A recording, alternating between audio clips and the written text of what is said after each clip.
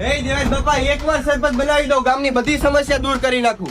હું સરપંચની ચૂંટણી લડવા જાઉં. આપણી સા ખેતીને આવશે. દેવાભાઈ બધે સભ્યો ગયા ક્યાં? ચૂંટણી નજીક આવે છે, પ્રચાર કરવા જવાનો છે. બાપા હું સરપંચની ચૂંટણી લડું, તમે મને વોટ આપશો?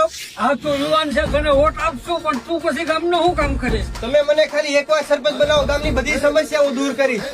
આરોગ્ય, રોડ, રસ્તા, પાણી બધી તમને સુવિધા આપીશ. આ તો હજુ વખત અમે બધા તને તાકાત છે વોટ આપવાના છે. બાપા તમારા ઘરમાં કેટલા સભ્યો છે? 3. હું તમને એક વોટના 1500 રૂપિયા આપી, મને વોટ આપજો. હેલો ભાઈ 2000 થઈ હું ગઈ. પૈસી શું આપી? તો તમને આપ્યું હોત. તમે અટાણે કામ ચાલુ કરી. આપણે ગામના સરપંચ બનીએ કે ન બનીએ, આપણા ગામનું જ કામ છે ને, આપણું શું ઉયું જાહે? ભીખાભાઈ ખાલી તમે મને એકવાર સરપંચ બનાવી દો, ગામને ગોકુળિયું કરી નાખો ને, ગામનો કેવો વિકાસ કરું ખાલી જોવો તમે.